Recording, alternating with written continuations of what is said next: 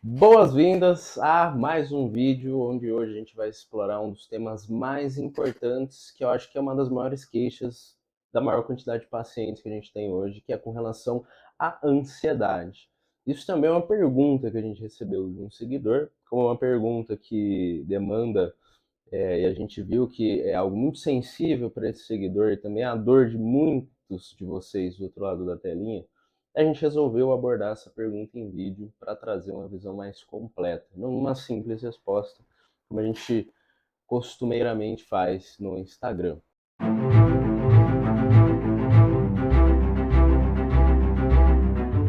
Lendo aqui para vocês, tá, pessoal? Bom dia, Hugo. Bom dia, Enzo. Vocês têm muitos conteúdos no Instagram sobre ansiedade. Para alguém que tem um caso muito severo de ansiedade, insônia, crises de pânico constantes, a ponto de não conseguir sair de casa hoje, o que eu posso fazer para mudar isso? Não. Cara, isso é uma pergunta que a gente já vê que existe uma dor muito grande a ponto da pessoa não conseguir mais nem ter uma capacidade de sair de uma zona que ele entende como segura, que é a casa dele. Sim, de primeira visão assim sobre um caso como esse, que na clínica, como que a gente exploraria isso? Boa. Primeiro é identificar qual situação está gerando essa ansiedade. Porque identificando isso, a gente vai conseguir trabalhar estratégias em cima dessas situações para que a pessoa possa desenvolver alguns comportamentos que vão diminuir a ansiedade dele quando ele se coloca nessa situação. De como essa pergunta ela é muito ampla, a gente não pode definir uma estratégia aqui agora, mas sempre quando você se sentir ansioso, pense qual é a situação que te deixa ansioso e se não tem uma situação específica, qual é o pensamento que vem na sua mente no momento que você se sente ansioso. Até para você anotar e ler esse pensamento, talvez você, lendo ele depois, você ache até engraçado você sentir ansiedade daquilo, porque você vai estar analisando de uma perspectiva de fora. Então você vai até meio que esvaziar o sentido daquele pensamento que te causa ansiedade e vai ficar mais tranquilo e racionalizar a situação de uma forma menos emocional e mais racional, por assim dizer. Perfeito. Acho que é importante a gente bater nesse ponto também, um conceito básico, que é o conceito de ansiedade, que muitas vezes a pessoa ela não busca entender como que funciona esse mecanismo de verdade. Porque não existe um ser humano que não tenha ansiedade. A ansiedade ela é um mecanismo de defesa. Então, quando você entende que você está numa situação ameaçadora, sendo esse perigo real ou não, e no caso de quem tem ansiedade generalizada, especialmente nesse caso aqui, não falando que é um caso de ansiedade generalizada, mas entendendo que chegou um ponto dele nem conseguir mais sair de casa, a gente vê que existem muitas ameaças imaginárias que estão impedindo ele de ter uma relação saudável, tanto com a ansiedade quanto com a vida como um todo. Então ele está enxergando o perigo onde não existe. Se existissem esses perigos de verdade, ninguém sairia de casa. Olha o quanto isso é algo assim não praticável na realidade, algo que realmente não representa a realidade como ela é. E um outro ponto também, Hugão, que acho que clinicamente a gente observa muito, a gente vive hoje numa realidade extremamente acelerada, com estímulos constantes e que muitas vezes sobrecarrega até a nossa capacidade de processar o quanto de coisa está acontecendo ao mesmo tempo. Então, existe uma relação entre ansiedade e estresse? Como que é essa relação? Total, né? Porque quando a gente está ansioso, a gente libera hormônios que nos preparam ou para um estado de luta ou de fuga, que é a adrenalina, o cortisol, e o cortisol a gente costuma chamar de hormônio do estresse também. Quanto mais concentração de cortisol a gente tem, mais estressado a gente vai ficar. Quanto mais estressado a gente fica, mais fadigado a gente fica, porque quando a gente está estressado, a gente está pensando em várias coisas, a gente está com o nosso corpo num constante estado de alerta. Esse estado de alerta faz a gente temer alguma coisa que possa acontecer e não necessariamente vai acontecer. A gente fica o tempo todo superestimando nossos pensamentos e as situações como algo perigoso, sem que realmente seja um perigo de fato. Então isso até traz uma sensação de fadiga até no corpo. A gente experimenta isso quando a gente está estressado e ansioso por um longo período de tempo. A gente experimenta tensão muscular, cansaço, a gente acorda cansado, a gente não tem energia para fazer as coisas do dia a dia porque o estresse crônico causa esse efeito no nosso organismo. Perfeito. E até abordando um tópico muito importante com relação ao estresse, o estresse muitas vezes também é causado por coisas que você evita fazer, problemas que você está passando, são problemas novos, você não sabe como abordar esses problemas, ou são problemas muito difíceis, exigem muita quantidade de energia para você resolver. E hoje a gente vive numa cultura que a dopamina é estimulada com muita quantidade e muito pouco esforço para ser estimulado.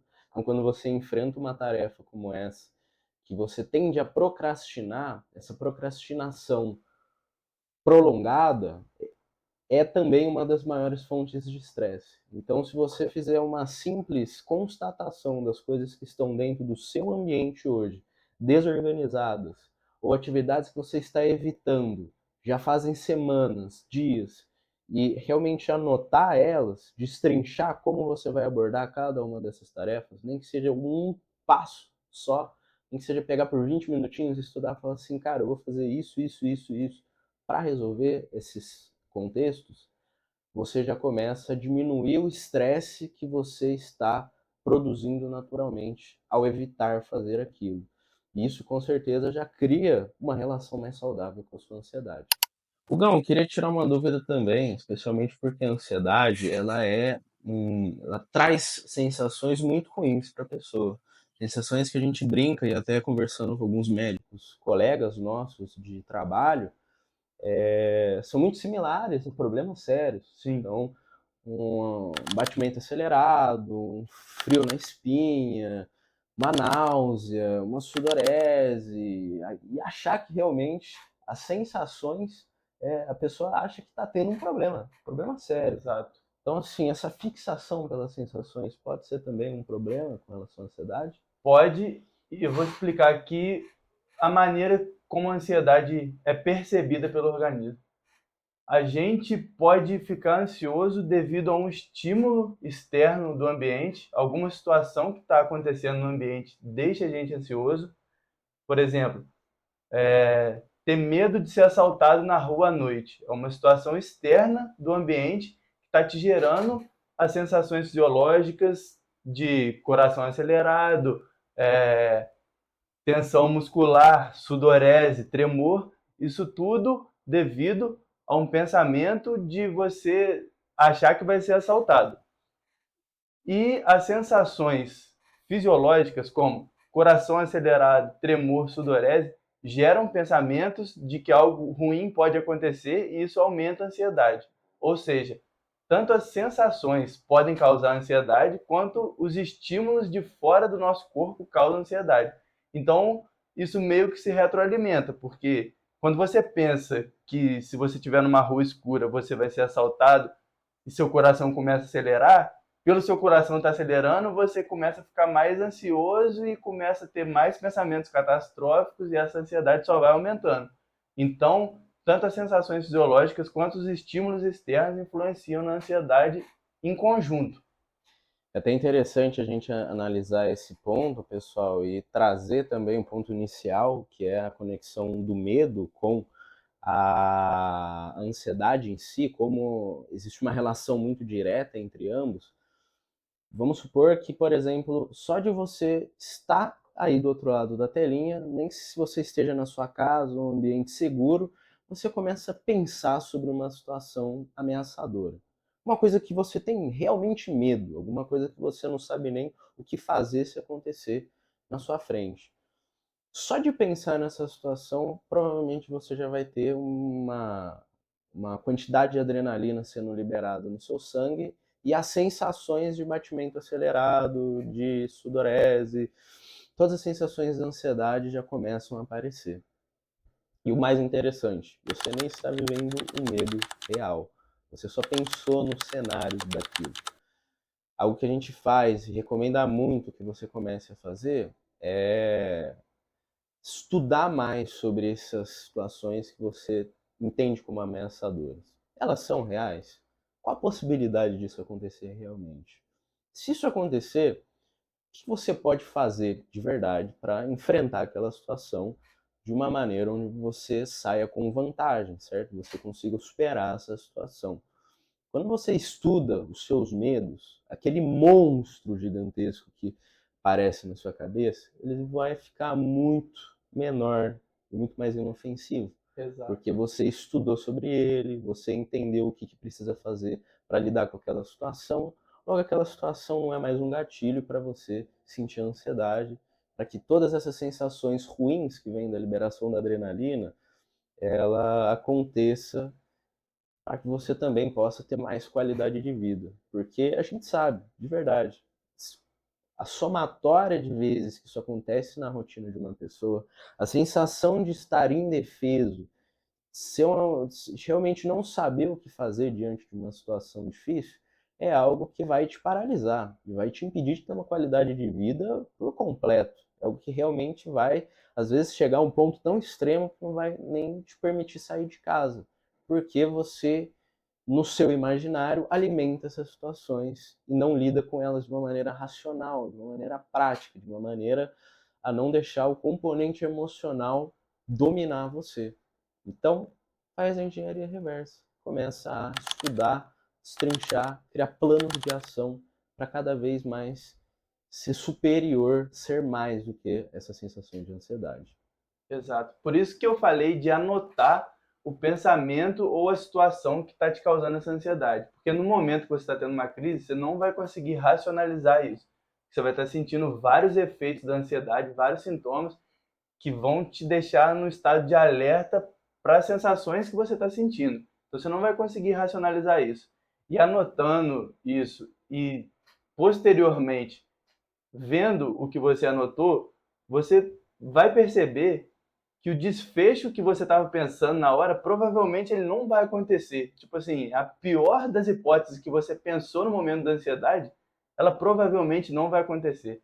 Ela é um sintoma de um contexto ali momentâneo que você está vivendo que te gera ansiedade, mas não necessariamente e geralmente não é o que a realidade representa.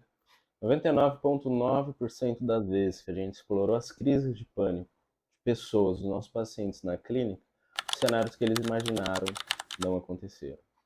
Logo, está na hora de dar um passo para você começar a superar essa situação. Como o Hugo falou, não vai ser dentro da crise que você vai resolver esse problema, vai ser num cenário fora, exercendo algo que a gente chama de metacognição, que é pensar sobre o seu próprio pensamento, e aos poucos você vai criando mais força para lidar com esse sentimento de ansiedade.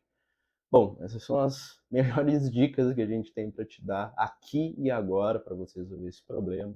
Espero de verdade que tenha te ajudado. Se você gostou dessas dicas, não deixe de se inscrever no nosso canal, dar um like, compartilhar esse vídeo com quem tem ansiedade também e espero que a gente cada vez mais possa lutar contra esse mal do século, que é a ansiedade, que está cada vez mais pegando as pessoas em dados, assim, em números que a gente fica assustado, mas que a gente tem ferramentas, com certeza, para lidar com ela.